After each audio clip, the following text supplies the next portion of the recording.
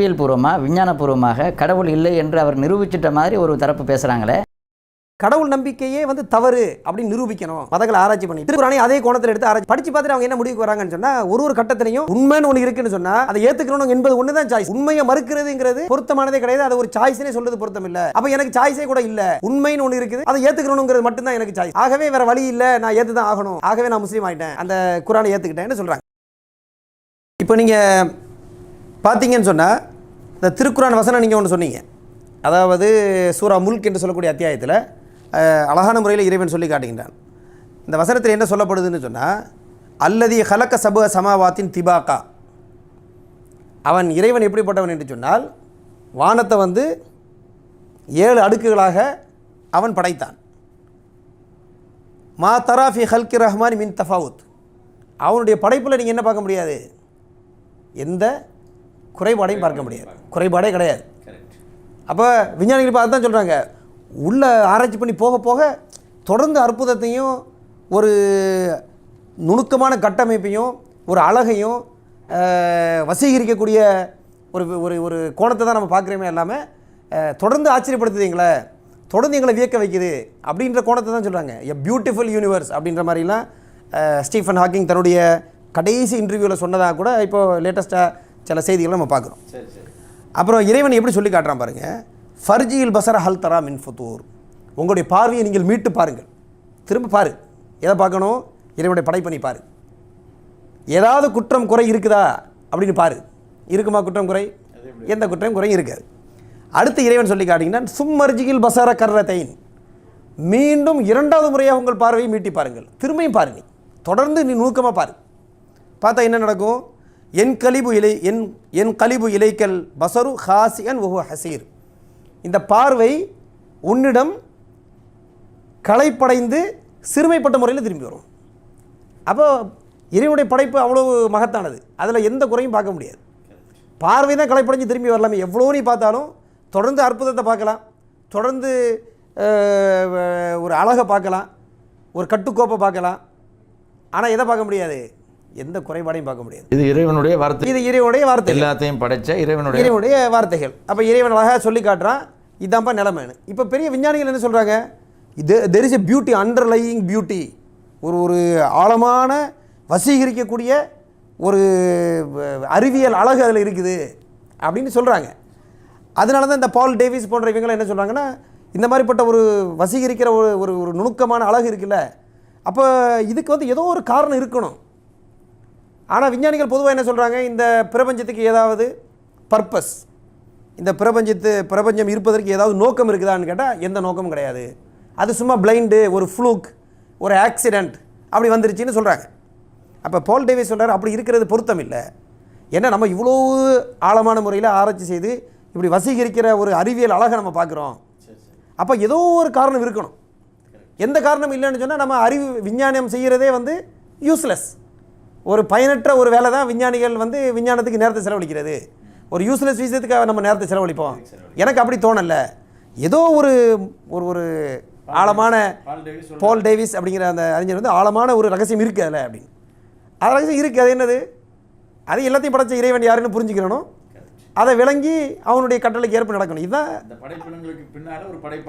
இருக்கிறாங்கிறத புரிஞ்சுக்கிறணும். அப்புறம் நம்மளை படைத்த நோக்கம் என்னன்னு தெரிஞ்சுக்கிறணும். இந்த உலகத்தை படைத்த நோக்கம் என்ன, நம்மளை படைத்த நோக்கம் என்ன, இப்படிங்கிற விஷயத்தை பற்றி ஆராய்ச்சியை மேற்கொண்டான்னு சொன்னால் விஷயத்தை விளங்கி கொள்ளலாம். இதான் வந்து நம்ம அதில் இருக்கக்கூடிய ஆழமான ரகசியம். ஆனால் விஞ்ஞானிகள் என்ன செய்கிறாங்க, கடவுள்னு ஒன்றை ஏற்றுக்கிற மாட்டோம் அப்படின்னு சொல்கிறாங்க, அப்படின்ற ஒரு கோணத்தை வைக்கிறாங்க. இப்போ நீங்கள் பார்த்தீங்கன்னு சொன்னால், இல்லை விஞ்ஞானிகள் கடவுளை ஏற்றுக்கிற மாட்டேன்னு சொன்னால், இப்போ அறிவியல் அந்த அறிவு இதை வச்சுக்கிட்டு கடவுள் இல்லை அப்படின்ட்டு அவங்க நிரூபிக்கிறதுக்கு இப்போ முயற்சி பண்ணுறாங்களா? சில விஞ்ஞானிகளுடைய முயற்சி என்னென்னு சொன்னால், இப்போ உதாரணமாக நீங்கள் ஸ்டீஃபன் ஹாக்கிங் அவரை எடுத்துக்கிட்டீங்கன்னு சொன்னால், த கிராண்ட் டிசைன் என்ற புத்தகத்தில் என்ன சொல்கிறாரு, எல்லாம் எப்படி இயங்குதுன்னு மொத்தமாக the theory of everything அப்படின்னு ஒரு விஷயத்தை முயற்சி பண்ணுறாங்க. அதாவது இது விஞ்ஞானிகள்கிட்ட இருக்கக்கூடிய ஒரு பெரிய சேலஞ்ச் என்ன, அதாவது அவங்களுக்கு இருக்கக்கூடிய ஒரு பெரிய சவாலாக எது இருக்குதுன்னு சொன்னால், குறிப்பாக இந்த ஃபிசிசிஸ்ட்னு சொல்லக்கூடிய விஞ்ஞானிகள்கிட்ட அந்த பெரிய பெரிய விஷயங்கள் இருக்குல்ல, பெரிய பெரிய விஷயங்கள்னு சொன்னால் கோளங்கள், இது சூரியன், சந்திரன், இந்த அண்டங்கள், பேரணி இப்படிலாம் இருக்குல்ல, மேக்ரோ யூனிவர்ஸ்ன்னு சொல்லுவாங்க. பெரிய பெரிய பொருட்கள், அட்டாமிக் லெவலில் உள்ளதில்லை, இவைகளை பொறுத்த வரைக்கும் தியரி ஆஃப் ரிலேட்டிவிட்டி அடிப்படையில் நுணுக்கமாக இயங்குது. அதே சமயத்தில் இந்த மைக்ரோ வேர்ல்டு, அதாவது ஆட்டம், எலக்ட்ரான், புரோட்டான், அதுக்கு உள்ள குட்டி சப் அட்டாமிக் பார்ட்டிகிள்ஸ்னு சொல்லக்கூடிய நுணுக்கமான த ஹிக்ஸ் போசான்ஸ், அது இதுன்னு எல்லாம் கண்டுபிடிச்சாங்க இல்லையா? இது மாதிரி பல பொருட்கள் இருக்குது. இந்த விஷயங்கள்கிட்டன்னு போயிட்டீங்கன்னு சொன்னால் இந்த ரிலேட்டிவிட்டி படி அது இயங்காது. குவாண்டம் மெக்கானிக்ஸ்னு இன்னொரு தத்துவம் இருக்குது. அதில் வந்து சில விஷயங்களை ப்ரிடிக்ட் பண்ண முடியாது. ஒரு அணு துகள் இருக்குதுன்னு சொன்னால் அது எவ்வளோ வேகத்தில் போகுதுன்னு தெரிஞ்சால் அது எந்த இடத்துல இருக்குதுன்னு சொல்ல முடியாது. எந்த இடத்துல இருக்குதுன்னு கண்டுபிடிச்சா எவ்வளோ வேகத்தில் போகுதுன்னு கண்டுபிடிக்க முடியாது. இப்படி கொஞ்சம் குழப்பம் இருக்காங்க. இப்போ இவங்க எல்லாத்தையும் சேர்த்து மொத்தமாக எல்லா இயக்கத்துக்கும் பொதுவாக தியரி ஆஃப் எவ்ரிதிங் அப்படின்னு கண்டுபிடிக்கணும்னு ஆசைப்படுறாங்க. அதில் ஒரு முயற்சியாகத்தான் சயின்டிஸ்ட்டுகள், அதில் ஒரு முயற்சியாக தான் ஸ்டீஃபன் ஹாக்கிங் என்ன சொல்கிறார், எம் தியரி அப்படின்னு அவர் ஒன்று கொடுத்து இது வந்து எல்லாத்தையும் சொல்லும் அப்படின்னு அவராக ஒரு கருத்தை பதிவு செஞ்சுருக்கிறார். இதை பல அறிஞர்கள் மறுத்துருக்கிறாங்க. அவரோட வேலை செஞ்ச பென்ரோஸ் அப்படின்னு சொல்லக்கூடிய ஒரு அறிஞர், ரொம்ப ஃபேமஸான ரோஜர் பென்ரோஸ் அப்படின்னு சொல்லுவாங்க. அவர் பிரிட்டிஷில் ஃபேமஸான அறிஞர், அதாவது ஸ்டீஃபன் ஹாக்கிங் மாதிரி அந்தஸ்தில் உள்ள ஒரு அறிஞர். அவரோட சேர்ந்தும் பல பணிகள் செய்திருக்கிறார். அவரே வந்து அந்த தத்துவம் வந்து அந்த தியரி வந்து நிரூபிக்கப்பட்டதில்லை அப்படின்ற சில கருத்துக்களை பதிவு செய்கிறார். ஆமாம். ஆனால் இன்னொரு பாருங்கள், மார்செலோ கிளைசர் அப்படின்ற ஒரு தியரட்டிக்கல் ஃபிசிசிஸ்ட். இவர் வந்து பார்ட்டிக்கல் காஸ்மாலஜி, அதாவது நுணுக்கமான பார்ட்டிக்கல் ஃபிசிக்ஸ்ன்னு சொல்லுவாங்க, அப்படிப்பட்ட விஷயங்களில் உள்ள ஒரு விஞ்ஞானி. இவர் வந்து மனிதனுடைய அறிவை பற்றி சொல்கிறார். மனிதனுடைய அறிவை வச்சு எல்லாத்தையும் புரிஞ்சுக்கிற முடியுமா? ஒரு பெரிய கேள்விக்குரியது. இவரும் வந்து ஸ்டீஃபன் ஹாக்கிங் புக்குக்கு மறுப்பில் இந்த கருத்தை பதிவு செய்கிறார். இப்போ இவர் சொல்லக்கூடிய ஒரு பொதுவான கருத்து என்னென்னு சொன்னால், ஒரு புத்தகம் எழுதுகிறார் இவர். அந்த புத்தகத்தின் பேர் த ஐலாண்ட் ஆஃப் நாலெட்ஜ், அதாவது அறிவின் ஒரு அது என்ன சொல்லுவோம், தீவு, அறிவு தீவு அப்படின்னு ஒரு புத்தகம் எழுதுறாரு. அவர் என்ன சொல்ல வர்றாருன்னா, ஒரு இமேஜை, ஒரு கற்பனையான ஒரு இதை வரைகிறார், ஒரு பிக்சர். அது என்ன, கடல், பெரிய கடல் இருக்குது, அதுதான் அறியாமைங்கிறது கடவுள். நமக்கு தெரியாத விஷயங்கள். அதில் தீவு ஒன்று இருக்குது, இதுதான் நமக்கு தெரிஞ்ச அறிவுன்ற தீவு. அப்போ தீவு வந்து குட்டியாக இருந்துச்சு முதல்ல. அப்போ அந்த தீவுங்கிறது நமக்கு தெரிஞ்ச விஷயம், கடலுங்கிறது தெரியாத விஷயம். இப்போ இந்த தீவினுடைய பரப்பளவு என்ன செய்யுது, நமக்கு விஞ்ஞானம் வளர வளர கூடிக்கிட்டே போகுது. அவர் என்ன அழகாக சொல்கிறாருன்னு சொன்னால், தீவு குட்டியாக இருக்குது. அப்போ தீவுக்கும் கடலுக்கும் இடையில் உள்ள அந்த லைன் இருக்குல்ல, ஷோர் லைன், அவர் என்ன சொல்கிறாரு, அது அறியாமையின் ஷோர் லைன் அப்படின்னு சொல்கிறார். இந்த அறியாமையின் ஷோர் லைன் தீவு குட்டியாக இருக்கும்போது அறியாமையினுடைய லைன் வந்து கம்மியாக இருந்துச்சு. தீவு பெருசாக பெருசாக அறியாமைக்கு உள்ள ஷோர் லைன் பெருசாகிட்டு தான் போகுது அப்படின்றார். அப்போ எவ்வளோக்கு எவ்வளோ நுட்பமாக நீங்கள் தெரிஞ்சுக்கிட்டே போகிறீங்களோ அவ்வளோக்கு அவ்வளோ ஆழமாக நம்ம தெரியாத விஷயம் நிறைய இருக்குன்னு புரிஞ்சுக்கிறோம். இப்படின்னு சொல்கிறவரும் யார் தான், தியரட்டிக்கல் ஃபிசிசிஸ்ட்டு, ஃபேமஸான ஒரு ஃபிசிசிஸ்ட் தான். பார்ட்டிக்கல் காஸ்மாலஜியில் இப்போ ஃபேமஸாக அந்த விஞ்ஞானத்தில் இருக்கக்கூடிய ஒரு அறிஞர் தான் பேசுகிறார். அப்போ மனிதனுடைய அறிவை வச்சு எல்லாத்தையும் கண்டுபிடிக்க முடியாது, ஏன்னா நமக்கு லிமிட்டடான அறிவு தான் இருக்குது. இன்னொன்று என்ன சொல்கிறாருன்னா, ஒரு வேளைக்கு எவனா கண்டுபிடிச்சா கூட கண்டுபிடிச்சிட்டோங்கிறதும் தெரியாது, ஏன்னா இன்னும் கண்டுபிடிக்க போகிறோம், என்ன கண்டுபிடிக்க போகிறோம் தெரியாது. அப்போ மனிதனால் எல்லாத்தையும் கண்டுபிடிக்க முடியாது. கண்டுபிடிக்க தெரியாத விஷயம் அதிகமாக இருக்குங்கிறத தான் புரிஞ்சுக்கிற முடியும். இப்படிங்கிறத என்ன செய்கிறாரு இந்த மார்செலோ கிளைசர் என்று சொல்லக்கூடிய ஒரு விஞ்ஞானி சொல்கிறார் அப்படிங்கிறத பார்க்குறோம். அதான் இவ்வளோ அறிவு இருந்து அப்போ என்ன தான் பயன், உண்மையான ஒரு விஷயத்தை தெரிஞ்சுக்கிற முடியல அதாவது அப்படின்னு சொன்னால் என்ன பயன் அந்த அறிவுனால? என்ன இப்போ நமக்கு இருக்கக்கூடிய இந்த கேள்வி பாருங்கள், இந்த கேள்வி தான் நமக்கு மனசில் தொக்கி நிற்கிது. என்னென்னு சொன்னால், இவ்வளோ விஷயத்தை தெரிஞ்சுக்கிறாங்க, இவ்வளோ நுணுக்கமான ஆராய்ச்சி. இப்போது ஸ்டீஃபன் ஹாக்கிங் எல்லாம் எடுத்துக்கிட்டிங்கன்னு சொன்னால், மூளை மட்டும்தான் இயங்குது, மூளையை வச்சு பிரபஞ்சத்தவே சுற்றி வராது. அவ்வளோ நுணுக்கமான கணித கோட்பாடுகள்லாம் போட்டு எடுத்து அவ்வளோ பெரிய அளவில் தன்னுடைய அந்த மூளையை பயன்படுத்தி, தன்னுடைய அறிவாற்றலை பயன்படுத்தி பல கருத்துக்கள் எடுத்து வைக்கிறார். இப்படி இருந்தும் இவங்க ஏன் வந்து அந்த ஆழமான உண்மைன்னு ஒன்று இருக்குது அப்படின்னு இந்த போல் டேவிஸ் பண்ணவங்க சொல்கிறாங்க, இருந்தாலும் அதை முழுமையாக ஏன் தெரிஞ்சுக்கிற மாட்டேங்கிறாங்க அப்படின்ற ஒரு விஷயத்தை பார்க்கும் பொழுது, ராபர்ட் ஜாஸ்ட்ரா என்று சொல்லக்கூடிய ஒரு விஞ்ஞானியை பற்றி சொல்லணும்னு எனக்கு தோணுது. இந்த ராபர்ட் ஜாஸ்ட்ரா யாருன்னு சொன்னால், அதாவது நாசாவுடைய ஒரு சயின்டிஸ்ட். இவர் ஒரு அஸ்ட்ரானமர், ஒரு பிளானட்டரி ஃபிசிசிஸ்ட், அதாவது அந்த கோள்களின் இயக்கங்களையெல்லாம் பற்றி ஆராய்ச்சி செய்யக்கூடிய ஒரு ஃபிசிசிஸ்ட். அவர் நாசாவில் வேலை செய்கிறார். அப்போ நாசாவில் வேலை செய்யக்கூடிய அளவுக்கு ஒரு இயற்பியல் வல்லுனர். அப்போ நாசாவில் வேலை செய்யக்கூடிய ஒரு அறிஞர். இவர் வந்து என்ன சொல்கிறார் அப்படின்னு சொன்னால், இந்த அண்டம் பேரண்டம் இவைகளுடைய அந்த இயக்கம், செயல்பாடு, நுணுக்கம், அதில் இருக்கக்கூடிய அந்த அறிவியல் அழகு, வசீகரிக்கக்கூடிய அந்த கட்டுக்கோப்பான செயல்பாடுகள், இதையெல்லாம் பார்க்கும் பொழுது இதையெல்லாம் படைத்த ஒரு இறைவன் இருக்கிறான் அப்படின்ற கருத்து மாதிரி தோணுது. ஆனால் எனக்கு அதை ஏற்றுக்கிற இஷ்டம் இல்லை. நல்லா கவனிக்க வேண்டிய பாயிண்ட். ஏனென்றால் நான் வந்து நேச்சுரலிஸ்ட். அதாவது எந்த பொருள் இருக்குதோ இருக்கக்கூடிய பொருள்கள் தான் விஷயமே, பொருளுக்கு அப்பால் எதுவும் கிடையாது அப்படின்னு நம்பக்கூடியவன் நான். மெட்டீரியலிஸ்ட்னு சொல்லுவாங்க. மெட்டீரியலிஸ்ட்னா மெட்டீரியலை வச்சு தான் எல்லாமே அப்படின்ட்டு. மெட்டீரியல் இந்த பணத்துக்கு பின்னாடி சுற்றுற அந்த மெட்டீரியலிஸ்ட் இல்லை. இது வந்து நேச்சுரலிஸ்ட் சொல்லக்கூடிய, ஆமாம், பொருள் அடிப்படையில் தான் எல்லாமே இருக்குது, கண்ணுக்கு தெரியாத ஒரு பொருள் அல்லாத ஒன்று இல்லை அப்படிங்கிறது என்னுடைய கோட்பாடு. அப்போ என்ன பாருங்கள், கோட்பாடு ரீதியாக கடவுள்னு ஒன்று இல்லைன்னு அவங்க முதல்ல மறுத்துறாங்க. அப்போ கடவுள்னு ஒன்றுக்கு அவங்களுடைய டிஸ்கஷன்லேயே இடம் கொடுக்க மாட்டோம்னு முடிவு பண்ணிட்டாங்க. முடிவு பண்ணிக்கிட்டு வேறு மாதிரி விளக்கம் வேணும்னு தேடும் போது தான் என்ன செய்கிறாங்க, தடுமாறி தடன் பொருள் போகிறாங்கன்னு பார்க்குறோம். இப்போ இவர் எப்படி சொல்கிறாரு பாருங்கள், இந்த இயக்கம் எதை காட்டுது? சயின்டிஸ்ட் சொல்ல ராபர்ட் ஜாஸ்ட்ரா. இவர் என்ன சொல்கிறாரு, இந்த இயக்கம் எதை காட்டுது? இது எதை காட்டுதுன்னு சொன்னால், இதை எல்லாத்தையும் உருவாக்கின ஒரு மாபெரும் சக்தி, ஒரு கடவுள் இருக்கணுன்ற மாதிரி உள்ள கருத்தை சொல்கிற மாதிரி இருக்குது. ஆனால் எனக்கு அது ஏற்புடையது கிடையாது. ஏனென்றால் என்னுடைய அடிப்படை கோட்பாடு என்ன? நான் நாத்திகம் சொல்வதை விட நேச்சுரலிஸ்ட், பொருள் அடிப்படையில் செயல்படுவேன் அப்படிங்கிறது என்னுடைய கருத்து. ஆகவே நான் அதை ஏற்றுக்கிற மாட்டேன். ஆனால் அதே சமயத்தில் இந்த பக்கம் நான் வந்து பார்த்தேன்னு சொன்னால், எல்லாமே ஆக்சிடென்டலாக, ஒரு குருட்டாம்போக்கில், கண்மூடித்தனமாக, ஒரு சான்ஸில் உருவாச்சு அப்படின்றது தான் விஞ்ஞானம் சொல்லக்கூடிய வழக்கமாக இருக்குது. அப்படி ஒரு பிளைண்டாக குருட்டுத்தனமான ஒரு சான்ஸான பை கோயின்சிடென்ஸான ஒரு அடிப்படையில் உருவாச்சின்னு சொல்கிறதையும் என் மனசை ஏற்றுக்கிற மாட்டேங்குது. பாருங்கள், இதுதான் என்னுடைய கருத்து பொருள் ரீதியாக. இதை ஏற்றுக்கிறதுக்கு எனக்கு உடன்படலை, ஏன்னா திருப்தியாக தெரியலை. அதே சமயத்தில் கடவுள் படைச்சான்ங்கிற மாதிரி தெரியுது, ஆனால் அது என்னுடைய கோட்பாடுக்கு உடன்படலை. அப்போ நான் இதையும் ஏற்றுக்கிற முடிய மாட்டேங்குது, இதையும் ஏற்றுக்கிற முடிய மாட்டேங்குது. அப்போ என் நிலைமை இவ்வளோ வருஷம் நான் விஞ்ஞானி இருந்த பிறகும் ஒரு ஹோப்லெஸ், அவரே அவருடைய வாயில் சொல்லுவார். எவ்வளோ கவலையான விஷயம் பாருங்கள். நான் ஒரு ஹோப்லெஸ்ஸான சிச்சுவேஷனில் இருக்கிறேன், ஒரு இயலாமையில், அதாவது ஒரு விரக்தியான ஒரு சூழலில் தான் என்னுடைய லைஃப் இருக்குது. நான் கடைசி வரைக்கும் இப்படியே தான் இறந்து போகணும், அவர் இறந்து போயிட்டார், இப்படி தான் என்னுடைய வாழ்க்கை முடிய போகுது அப்படின்னு ஒரு விரக்தியை வெளிக்காட்டுறார். அப்போ என்ன, அந்த அறிவு எதை காட்டுதோ, எதை நோக்கி இட்டு சொல்லுதோ அதை நோக்கி போயிடணும். அந்த கடைசி வரைக்கும் போனாங்கன்னு சொன்னால் கடவுள் இருக்குன்னு தோணுது, ஏற்றுக்கிற மனசு இல்லை. அப்போ நம்ம ஒன்றும் செய்ய முடியாது. அப்போ இறைவன் என்ன சொல்கிறான்னு சொன்னால், தன்னுடைய மனோ இச்சையை ஒருத்தன் பின்பற்றினா அது கடவுளை, அதனால கடவுளை ஏற்றுக்கிற மறுத்தான்னு சொன்னால், மனோ இச்சையை பின்பற்றக்கூடியவன் என்ன செய்ய மாட்டான், நேரான பாதைக்கு வர முடியாது அப்படின்னு சொல்லி திருக்குறளில் இறைவன் சொல்லக்கூடிய பார்க்குறோம். பலி தபா அல்லதின் வலமு அஹுவா அஹும் பி கைரி இல்.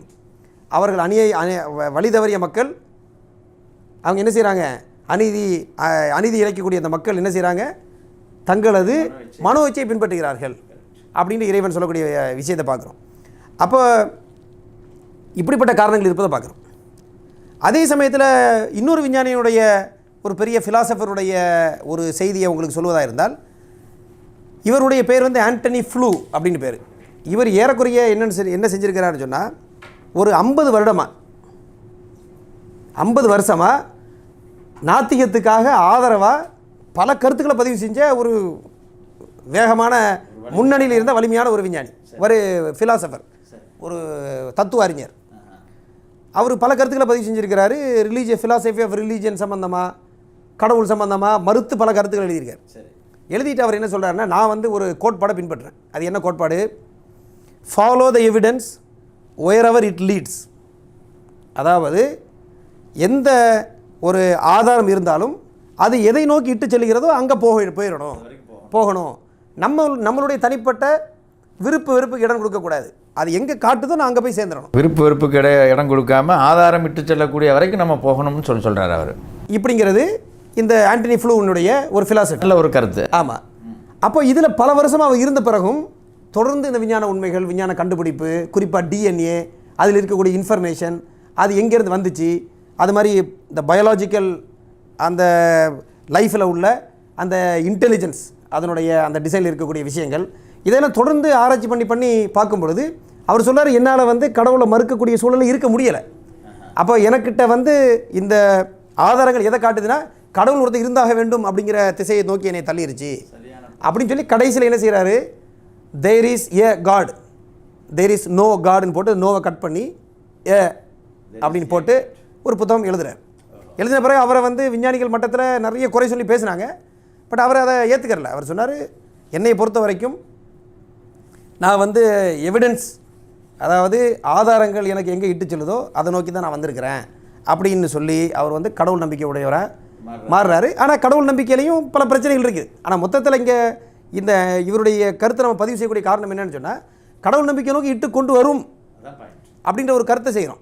அப்போ அப்படி வந்துருச்சுன்னா அவங்க என்ன செய்யணும், கடவுள் நோக்கி இட்டுக்கொண்டு கடவுள் நம்பிக்கை நோக்கி அவர்களை இட்டு சென்றால், அப்போ இந்த கடவுள் எதற்காக நம்மை படைத்தான், நமக்கு வாழ்க்கைக்கு ஏதோ நோக்கம் இருக்குதா, இறைவனுடைய படைப்புக்கு நோக்கம் இருக்குதா, இப்போ இதையெல்லாம் யார் சொல்லித்தரணும், படைச்ச இறைவன் தான் சொல்லித்தரணும். அப்போ சொல்லி தந்திருக்கிறானா, அதுக்கு ஏதாவது ஏற்பாடு இருக்கிறதா, இப்படி அவங்க கோணத்தில் யோசிச்சாங்கன்னு சொன்னால் ரொம்ப குயிக்காக என்ன செஞ்சுருவாங்க, நேரான பாதைக்கு வந்துருவாங்கன்னு பார்க்குறோம். இறைவன் அதைத்தானே சொல்கிறான், படைப்பினங்களை செஞ்சுட்டு பார்த்தோன்னு சொல்லி சொன்னால் இந்த படைப்பினங்களுக்கு பின்னால் ஒரு படைப்பாளன் இருப்பதை நம்மளால் விளங்கி கொள்ள முடியும் அப்படிங்கிறது தான் மார்க்கம் சொல்லுது. படைச்சவன் அதை தான் சொல்கிறான், படைச்சவனுடைய கருத்தை கொண்டு வரான். இப்போ ஒரு சமீபத்தில் ஒரு வீடியோ பார்த்தேன். அதில் ஒரு லேடி சொல்கிறாங்க, நான் வந்து கம்பல்சரியாக இஸ்லாத்தை ஏற்றக்கூடிய சூழல் ஏற்பட்டுச்சு. எப்படின்னு சொன்னால், அவங்க பெர்னார்ட் ரஸ்ஸல், இந்த பழைய காலத்து பல நாத்திக அறிஞருடைய ஃபேனாக அந்த லேடி இருக்கிறாங்க.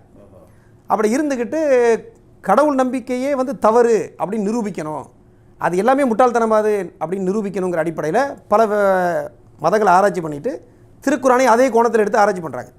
படித்து பார்த்துட்டு அவங்க என்ன முடிவுக்கு வராங்கன்னு சொன்னால், ஒரு கட்டத்திலையும் அது என்னை வசீகரிச்சிருச்சு, அப்போ உண்மைன்னு எனக்கு விளங்கிருச்சு. அப்போ எனக்கு ரெண்டு சாய்ஸ் தான் இருக்குது. என்னது, ஒன்று இதை ஏற்றுக்கிறணும், இல்லாட்டி உண்மையை மறுத்துக்கிட்டு கண்டுக்கிறாமல் இருக்கிறோம். பிறகு அவங்க சொல்கிறாங்க, அது உண்மையிலேயே ஒரு சாய்ஸ் கிடையாது. உண்மைன்னு ஒன்று இருக்குதுன்னு சொன்னால் அதை ஏற்றுக்கணும் என்பது ஒன்று தான் சாய்ஸு. உண்மையை மறுக்கிறதுங்கிறது பொருத்தமானதே கிடையாது, அது ஒரு சாய்ஸ்னே சொல்கிறது பொருத்தம் இல்லை. அப்போ எனக்கு சாய்ஸே கூட இல்லை, உண்மைன்னு ஒன்று இருக்குது, அதை ஏற்றுக்கணுங்கிறது மட்டும்தான் எனக்கு சாய்ஸு. ஆகவே வேறு வழி இல்லை, நான் ஏற்று தான் ஆகணும், ஆகவே நான் முஸ்லீம் ஆகிட்டேன், அந்த குரானை ஏற்றுக்கிட்டேன்னு சொல்கிறாங்க. அப்போ இதுதான் உண்மை. உண்மையை தேடினால் சின்சியரான முறையில் அவங்க உண்மை அடைந்து கொள்வார்கள். அப்படி உண்மை அடைந்து கொண்டார்கள் என்று சொன்னால், அதை யாராவது மறுத்தாங்கன்னு சொன்னால் அவங்க என்ன செய்கிறாங்க, மனம் முரண்டாக மறுக்கிறாங்கன்னு தான் சொல்லணுமே இல்லாமல் அவங்க ஆதாரத்தின் அடிப்படையில் மறுக்கிறாங்கன்னு சொல்ல முடியாது. அப்போ உண்மையை தேடி ஆர்வத்தோட முயற்சி செய்தால் நேரான வழி அடைந்து கொள்ளலாம் அப்படிங்கிற ஒரு அடிப்படையை பார்க்குறோம். இப்போ அடுத்து நம்ம முக்கியமான ஒரு விஷயம் என்னென்னு சொன்னால், திருக்குறானில் வந்து இந்த விஞ்ஞானிகள் இப்படி பல கேள்வி கேட்குறாங்களா இல்லையா, இவங்களுக்கு வந்து திருக்குறானில் இறைவன் வந்து தொடர்ந்து சில வசனங்களில் தொடர் கேள்விகள் எழுப்புறான்.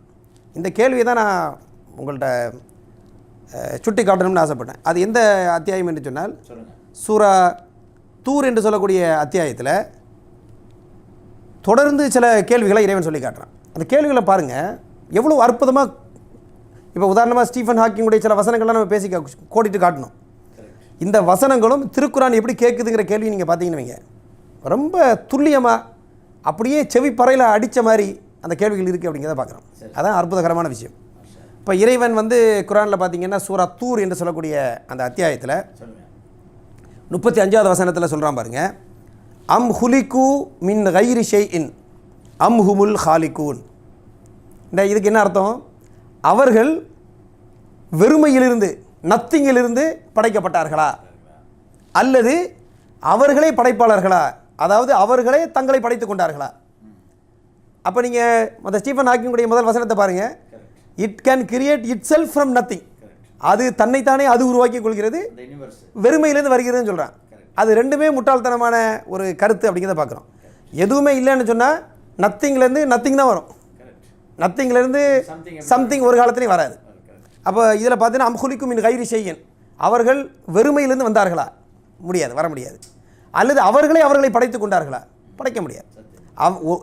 அவர்களை படைக்க வேண்டும் என்றால் அவர்கள் படைக்கப்படுவதற்கு முன்பாகவே அவர்கள் இருக்கணும்னு அர்த்தம். அது என்ன கிடையாது, அது விதண்டவாதமான லாஜிக் இல்லாத ஒரு கருத்து. அப்போ இறைவன் அழகாக எப்படி வைக்கிற வாதத்தை பாருங்கள், வெறுமையிலிருந்து வரல, அவர்களை படைத்துக் கொள்ளவில்லை. மேலும் இறைவன் சொல்லி காட்டுகின்றான், அம் ஹலக்கு சமாவாத்தி ஒல் அர்த்த, வானம் பூமியை அவர்கள் படைத்தார்களா, இல்லை, அவர்களே எப்போ பிறந்தாங்க எப்போ பிறக்கிறாங்கன்னு தெரியல. குரானில் இறைவன் சொல்லி காட்டுறான், ஹல் அத்தா அலல் இன்சானி ஹீனும் மினத் தஹரி லம் யகுன் ஷைஅன் மதுக்குரா. மனிதனுடைய வாழ்க்கையில் அவன் இன்ன பொருள்தான் என்று அறியப்படாத ஒரு காலம் இருக்கவில்லையா? ஒரு 50-100 வருஷத்துக்கு முன்னாடி நீங்கள் எங்கே இருந்தீங்க, நான் என்னவா இருந்தேன் தெரியாது. அப்போ வானபூமியை நீங்கள் படைச்சிங்கன்னு சொன்னால் எப்படி? அப்போ சாத்தியமே இல்லை. அப்போ அவர்கள் தான் வானம் பூமியை படைத்தார்களா? பல்லா யூக்கினோன், அவர்கள் உறுதி கொள்ள மாட்டார்கள். நம்ம யோசிச்சு பாருங்கள், பல விஞ்ஞானிகளுடைய நிலைமை. இந்த கேள்விகள்லாம் குறிப்பாக விஞ்ஞானிகளுக்கு அவர்கள் நேரடியாக கேட்குற மாதிரி இருக்குது. ஆமாம், இந்த இதில் கான்டெக்ஸ்டில் வந்து வேறு பல மக்களுடைய கான்டெக்ஸ்டில் வந்தால் கூட இன்னைக்கு இந்த வசனங்கள் வந்து நேரடியாக இந்த விஞ்ஞானிகளுக்கு கேட்குற மாதிரி இருக்குது. விஞ்ஞானிகளுக்கு இந்த கேள்விக்கு அவங்க பதில் சொல்ல வேண்டிய அவசியம் இருக்குது. அப்புறம் நீங்கள் பார்த்தீங்கன்னு சொன்னால் மேலும் இறைவன் அடுத்த வசனத்தில் சொல்லி காட்டுகின்றான், அம் இந்தஹும் ஹஸாயினு ரப்பிக அம்ஹுமுல் முசைத்திரூன், அவர்களிடம் இறைவனுடைய அந்த பொக்கிஷங்கள் இருக்குதா, அவங்கள்ட்ட இருக்குதா? கஜானாக்கள் அவங்கள்ட்ட இருக்குதா? அல்லது அதில் அவங்க அதிகாரம் செலுத்தக்கூடியவர்களாக இருக்கிறாங்களா? இல்லை, ஒன்றுமே அவங்கள்ட்ட கிடையாது.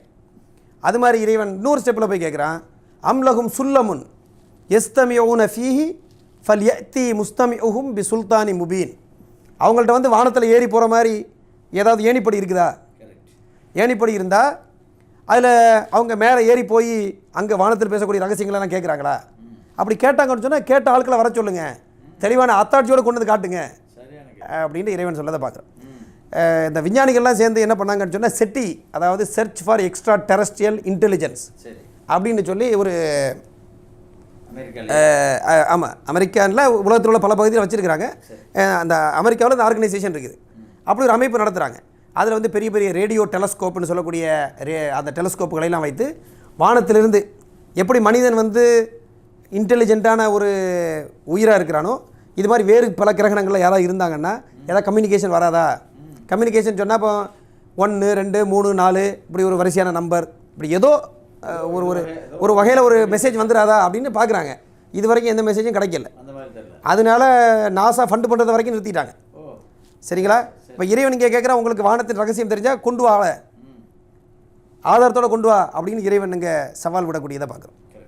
இப்படி சொல்லிவிட்டு இறைவன் கொஞ்சம் சில வசனங்களுக்கு பிறகு சொல்லி காட்டுகின்றான், இந்த மக்கள் எப்படி இருப்பாங்கன்னு சொன்னால், ஒ ஈரோ கிசஃபம் மின சமா இ சாக்கித்தன், வானத்திலிருந்து ஒரு துண்டு அப்படியே பிஞ்சு உடஞ்சி கீழே விழுந்தால் கூட அதை பார்த்துட்டு அவங்க என்ன சொல்லுவாங்களா? அவங்க சொல்லுவாங்களா, யக்கூலு சஹாபும் மர்க்கூம், இதெல்லாம் ஒன்றும் இல்லை, சும்மா மேகம்தான் அப்படின்னு சொல்லிடுவாங்க. அப்போ என்ன சொல்கிறா, எவிடன்ஸ் பார்த்தாலும் என்ன செய்வாங்க, நாங்கள் ஏற்றுக்கிற மாட்டோம் அப்படின்னு முரண்டு பிடிப்பாங்க. அப்படி முரண்டு பிடிச்சா மனமுரண்டாக அதை மறுத்தாங்கன்னு சொன்னால் நேர்வழி என்ன செய்ய முடியாது, அடைந்து கொள்ள முடியாது. நேர்வழியை பெற வேண்டும் என்று ஆசைப்பட்டு தேடி அப்படி அந்த இறைவன் இருக்கிறான்னு சொன்னால் அவனுடைய கட்டளைக்கு கட்டுப்படுவேன்ற ஒரு ஆர்வம் இருக்கணும்.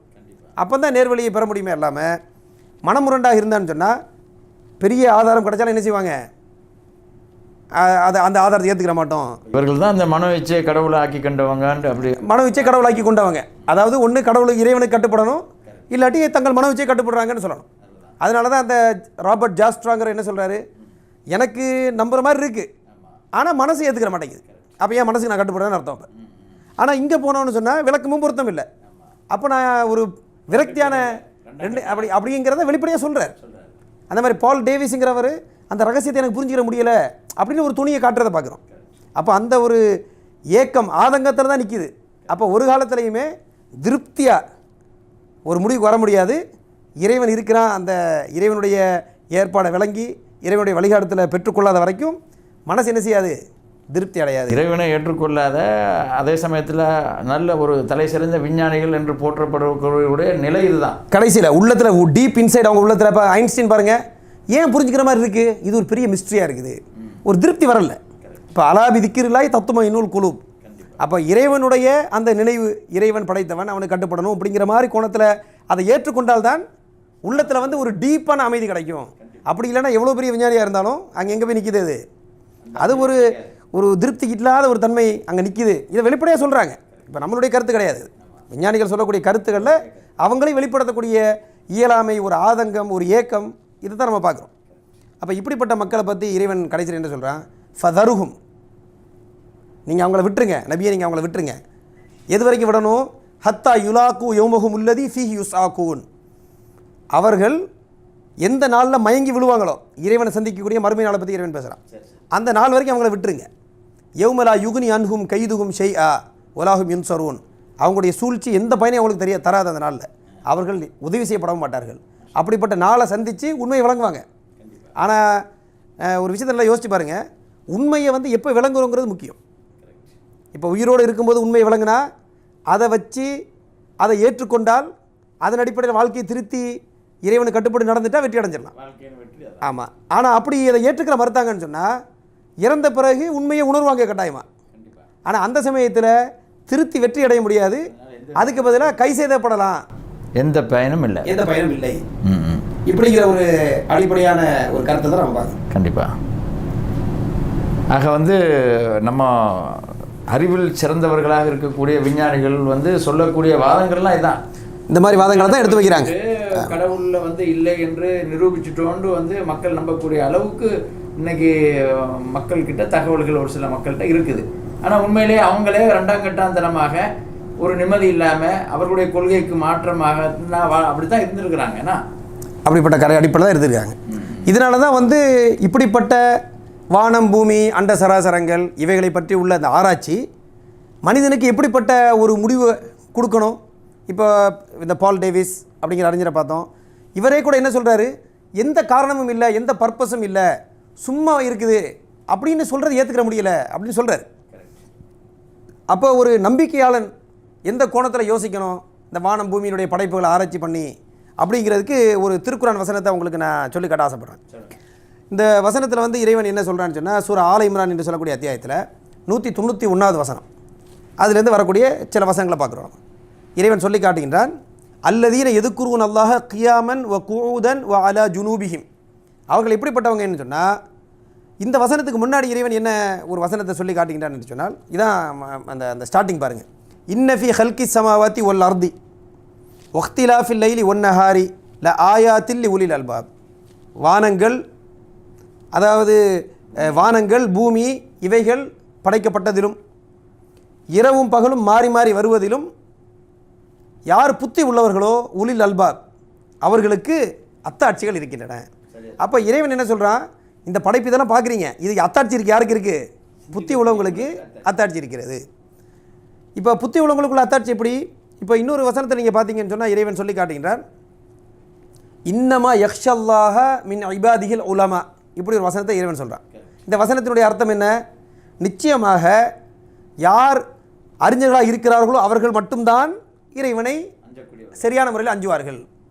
இந்த இடத்துல இன்னமா அப்படின்னு அந்த வார்த்தை வருது பார்த்தீங்களா, அந்த வார்த்தை அடிப்படையில் அந்த சென்டென்ஸ் தொடங்குச்சின்னு சொன்னால் கடைசியில் எப்படி முடியுதோ அதை மட்டும் வரையறுத்த ஒரு கருத்து அது கொடுக்கும். அதாவது இந்த அரபி இலக்கண பிரகாரம். அப்போ இன்னமா யக்ஷல்லாஹ மின் இபாதிஹில் உலமா அப்படின்னு சொன்னால் உலமாக்கள் ஒன்லி, அறிஞர்கள் மட்டும்தான் இறைவனை அஞ்சுவார்கள் அப்படின்ற கருத்து அது கொடுக்குது.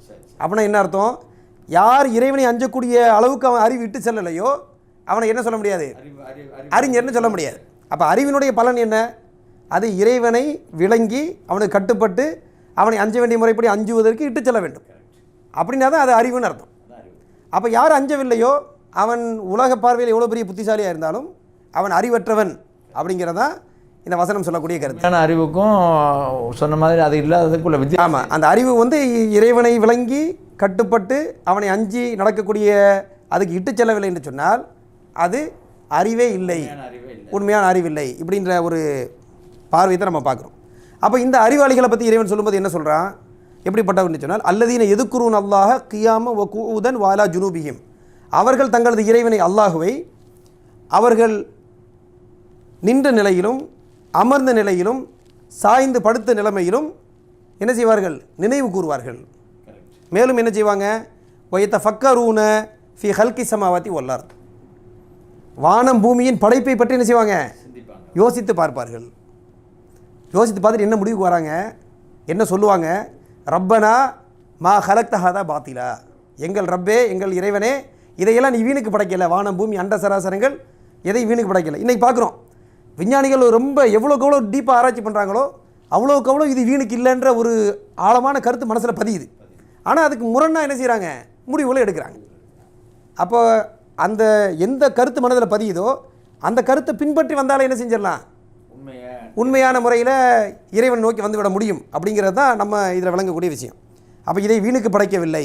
சுபஹானக்க, நீ பரிசுத்தமானவன், ஃபக்கீன் ஆதா பண்ணார், எங்களை நரக நெருப்பிலிருந்து பாதுகாத்துரு அப்படின்னு இறைவன்ட்ட பாதுகாப்பு தேடுவார்கள். இப்படிங்கிற ஒரு கருத்தை பார்க்குறோம். இப்போ இந்த ஒரு கோணம் தான் ஒரு சரியான முறையில் அறிவு உடையவர்கள் இப்படிப்பட்ட ஆராய்ச்சிகள் மூலமாக இப்படிப்பட்ட படைப்பை பற்றி சிந்திக்கக்கூடிய அந்த சிந்தனைகளுக்கு பிறகு இதெல்லாம் வீணுக்கு படைக்கல. அஃப ஹசிபுத்தும் அன்னமா ஹலக்குனாக்கும் அபசா, உங்களை எல்லாம் நான் வீணுக்கு படைச்சேன் நீங்கள் நினச்சிட்டீங்களா? நல்லா கேட்குறான். அஃப ஹசிபுத்தும் அன்னமா ஹலக்குனாக்கும் அபசா அன்னக்கும் இலைனா லா துர்ஜவுன், நீங்கள் நம்மகிட்ட திரும்பி வரமாட்டேன்னு நீங்கள் நினச்சிக்கிட்டீங்களா அப்படின்னு இறைவன் கேட்குறான். அப்போ இறைவன் எதையும் வீணுக்கு படைக்கலை, எல்லாத்தையும் நோக்கத்தோடு தான் படைச்சிருக்கிறான். அப்போ என்ன நோக்கம்? இதையெல்லாம் படைத்த இறைவன் இருக்கிறான் அப்படிங்கிறத புரிந்து கொள்ள வேண்டும். அந்த இறைவன் நம்ம எதற்கு படைத்தான் அப்படின்றத புரிந்து கொள்ள வேண்டும். படைத்த இறைவன் எப்படி வாழச் சொன்னான், அதற்கு வழிகாட்டி இருக்கிறானா என்பதை தேடி அதை பெற்றுக்கொள்ள வேண்டும். அந்த வழிகாட்டுதலை தேடி அடைந்து கொண்டு அதன்படி ஒருவன் வாழ்ந்தான்னு சொன்னால் இறைவன் அவர்களுக்கு நரகத்திலிருந்து பாதுகாப்பை கொடுத்து சொர்க்கத்தை நோக்கி அவர்களை இட்டு செல்வான். இப்படிங்கிற எந்த சந்தேகமும் இல்லை. அப்போ பொதுவாக விஞ்ஞானிகள் விஞ்ஞானபூர்வமாக கடவுள் இல்லைன்னு நிரூபிச்சிட்டாங்க என்று சொல்வது உண்மையிலேருந்து ரொம்ப தூரமான ஒரு செய்தி, உண்மையே கிடையாது. ஆமாம், தவறான ஒரு கருத்து உருவாக்கம். உண்மையிலேயே யதார்த்தத்தில் ரொம்ப ஆழமான முறையில் இந்த விஞ்ஞானம் எதை காட்டுகிறது என்று சொன்னால், நிச்சயமாக இறைவன் இருந்தே ஆக வேண்டும் என்பதை மீண்டும் ரொம்ப வலியுறுத்தி நிறுவுகிறது. இப்படின்னு தான் நம்ம சொல்ல முடியும். ஆனால் மனமுரண்டாக அதை ஏற்றுக்கொள்ள மறுத்தார்கள் என்று சொன்னால் அப்போ கட்டாயம் வழி தவற தான் செய்வாங்க. அப்படி வழி தவறினால், இப்படி வழி மரண்முரண்டாக தவறியவர்கள் தான் அதுக்கு பொறுப்பாளர்கள் என்பதை புரிந்து கொள்ளணுங்கிறது தான் நம்ம சொல்லக்கூடிய ஒரு கருத்தாக நம்ம பார்க்குறோம். இறைவன் அதிகப்படியான விளக்கங்களை அறிந்தவனாக இருக்கிறான். ஜஸாக்கல்லாஹு ஹைரா. அன்பானவர்களே, இதுவரை நாம் இந்த விஞ்ஞானிகள் எப்படி இயற்கைக்கு மாற்றமாக, உண்மையான அறிவியலுக்கு மாற்றமாக, அறிவியல் கடவுளே இல்லை என்று நிரூபிப்பதாக பொய்யான ஒரு வாதத்தை எடுத்து வைத்து சொல்லி கொண்டிருக்கிறார்களோ, அது சம்பந்தமான தெளிவான அழகான விளக்கத்தை நமது இன்ஜினியர் ஜக்கரியா அவர்களின் மூலமாக பார்த்தோம். இன்னும் இதுபோன்ற பல்வேறு விஷயங்களை ஜக்கரியா அவர்கள் நம்ம தெரிய வேண்டியிருக்குது. பல்வேறு, அதாவது பிரபஞ்சம் எப்படி படைக்கப்பட்டது அல்லது எப்படி உருவாகியது, இன்னும் இந்த பிரபஞ்சத்தில் இருக்கக்கூடிய பல்வேறு அம்சங்கள் எப்படி இருக்குதுங்கிற மாதிரியான விஷயங்களை எல்லாம் நம்ம நேயர்களுக்கு நம்ம தெரிய வேண்டியிருக்குது. அடுத்தடுத்து இன்ஷா அல்லாஹ் வாய்ப்புகள் ஏற்படும் போது சம்பந்தமாக நம்ம விரிவாக நம்ம டிஸ்கஸ் பண்ணுவோம். பிரபஞ்சம் உருவானது, உயிர் எப்படி உருவாச்சு, இப்படி பல்வேறு ஆழமான கேள்விகள் இருக்குது, நம்ம கொடுக்க வேண்டியிருக்குது. ஏன்னா பொதுவாக இந்த மாதிரியான விஷயங்கள் எல்லாம் ஸ்கூலில் கல்லூரிகளில் படிக்கக்கூடிய சப்ஜெக்டாக தான் இருக்குது. பொதுவான மக்கள்கிட்ட நம்ம இஸ்லாம் சொல்லக்கூடிய அந்த படைப்பினங்களை பற்றி சிந்திக்கக்கூடிய அந்த ஒரு போக்கு மிக குறைவாக இருக்கிற காரணத்தினால நம்முடைய ஷோக்கள்லாம் இன்ஷா அல்லாஹ் அடுத்தடுத்து இந்த டாக் ஷோவில் இது மாதிரியான பிரயோஜனமான தகவல்களை நம்ம மக்களுக்கு நம்ம கொடுப்போம். உங்களுடைய ஒத்துழைப்பு விஷயமாக நாங்கள் ரொம்ப எதிர்பார்க்குறோம். ஜஸாக்குமுல்லாஹ் ஹைரா. இந்த அளவில் இந்த நம்ம ஷோ நம்ம முடித்துக்கொள்வோம். வாஹிர் தாவானா அல்ஹம்துலில்லாஹி ரப்பில் ஆலமீன். அஸ்ஸலாமு அலைக்கும் வரஹ்மத்துல்லாஹி வபரகாத்துஹு.